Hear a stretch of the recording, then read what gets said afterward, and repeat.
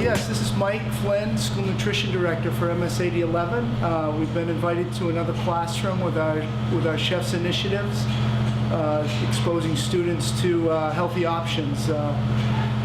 Mr. Haggerty and Mrs. Smith, the 7th grade math project is a catering business, and today we spent time with each 7th grade class in Mr. Haggerty's wing, and we created some of those recipes. We made the donut recipe.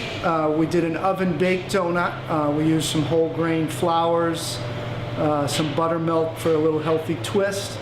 We also made a fruit salad. The students were creative with cream and fruit together, and that's their interest today.